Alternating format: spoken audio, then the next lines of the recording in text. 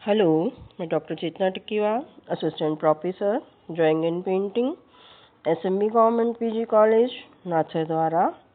हम पढ़ रहे हैं एमए फाइनल का पेपर सौंदर्य शास्त्र, जिसके अंतर्गत हमने अब तक कई दार्शनिकों को पढ़ा और हमारा जो अभी लेसन चल रहा है वो चल रहा है रस सिद्धांत पर।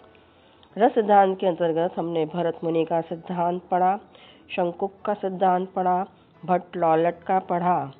इसी कड़ी में आज हम पढ़ेंगे भट्टनायक।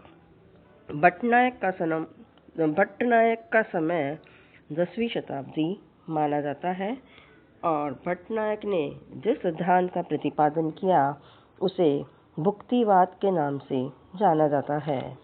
भट्टनायक ने रसास्वाद को ब्रह्मस्वाद सहोदर माना है, यानी कि इन्होंने जो रस की स्थिति बताई है वो ब्रह्मा के स्वाद से, यानी कि ब्रह्म से हमें जो आनंद मिलता है, हम जब भक्ति से हमें जो आनंद मिलता है वो तो इन्होंने ब्रह्म स्वाद सहोदर माना है।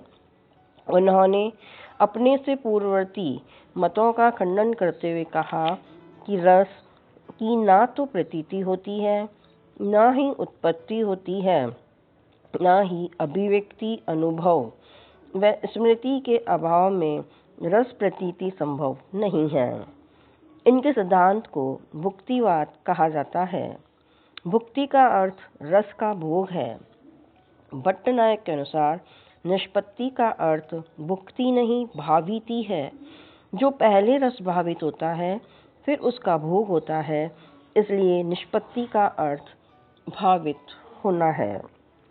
इन्होंने रस भावती की 3 शक्तियाँ बताई हैं और कहा है कि ये 3 जो हैं वो है अमीधा, भावकत्व और भोजकत्व व्यापार।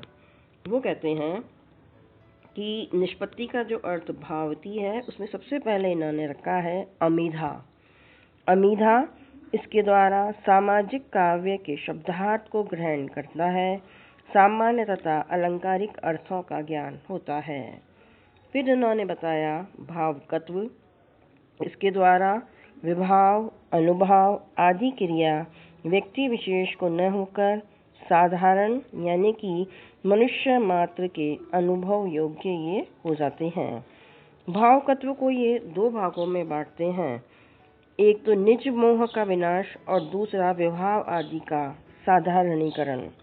वो कहते हैं उदाहरण के तौर में कि दुष्यंत की पत्नी शकुंतला उनकी पत्नी न रहकर साधारण रमणी मात्र रह जाती है, यानी कि जब रस भावित होता है और दर्शक उसका आनंद लेता है तो वो दुष्यंत की पत्नी ना होकर वो एक साधारण में परिवर्तित या साधारण मात्र रह जाती है और रस का भोग होता है। इस प्रकार उन्होंने साधारणीकरण को समझाने का प्रयास किया और बताया कि किसी भी चीज़ को साधारण करना, इस प्रकार विवाहवादी के साधारणीकरण का अर्थ विवाहवादी को साधारण रूप में प्रस्तुत करना और उनकी विशिष्टता का लोप कर देना है। यानी कि जैसा कि अभी हमने आपको बताया कि शकुंतला जो है वो दुष्यंत की पत्नी ना होकर एक साधारण स्त्री के रूप में सामाजिक के हृदय में आ जाती है, तो उसकी जो विशेषता है उसका लोप हो जाता है। जब कोई व्यक्ति नाटक देखता है तो प्रारंभ में नाटक के पात्र अपने विशिष्ट व्यक्तित्व के साथ उपस्थित होते हैं, वे अपने देश व काल की सीमाओं में दिखाई देते हैं और दर्शक को उनके पृथक अस्तित्व के ज्ञान के साथ साथ अपनी पृथक सत्ता का अनुभव भी रहता है। जैसे जैसे नाटक अग्रसर होता है तो एक ओर तो पात्रों के वैशिष्ट्य का लोप होने लगता है, दूसरी ओर दर्शक अपने पृथक सीमित एवं संकुचित व्यक्तित्व का अनुभव नहीं रहता, क्योंकि यहाँ वो उस पात्र के साथ जुड़ जाता है। एक ओर तो विवाहवादी साधारण होने लगते हैं, दूसरी ओर दर्शक के मोह का विनाश होने लगता है। इसी अवस्था को रामचंद्र शुक्ल ने स्वार्थ के सीमित घेरे से मुक्ति या हृदय की मुक्तावस्था कहा है और ये ही साधारणीकृत भाव ही रस है। दर्शक को साधारणीकरण की अवस्था में पात्रादि का स्वयं तथा प्रदर्शित भावादि का एक विशेष प्रकार का ज्ञान रहता है। यह विशेष प्रकार का ज्ञान रस के संदर्भ में रस का भावित होना है। इसलिए निष्पत्ति का अर्थ हुआ भाविति, और भाविति के बाद ही रस की भुक्ति होती है। यानी कि जो ऐतिहासिक पात्र है, जब नाटक शुरू होता है तब तो वो देश काल और इसमें चलता रहता है, लेकिन जैसे ही वो सामाजिक हृदय से जुड़ जाता है तो उसका साधारणीकरण हो जाता है, उसका विशिष्ट तत्व जो है उसका लोप होकर वो साधारण पात्र हो जाता है और रस भावित होता है, और ये ही रस की निष्पत्ति है और ये रस की भुक्ति होती है। प्लेटो भी कहते हैं जो नेत्र व कानों से प्राप्त होता है वही सौंदर्य है। इसमें खेल कूद भी आ जाते हैं, इसलिए भारतीयों ने इसे अलग तरीके से माना है और यह उदात्त आनंद से अलग है। इसी प्रकार भट्टनायक आगे भोजकत्व की भी व्याख्या करते हैं, जिसमें वो बताते हैं कि इसके द्वारा साधारणीकरण भाव का रस रूप में भोग होता है।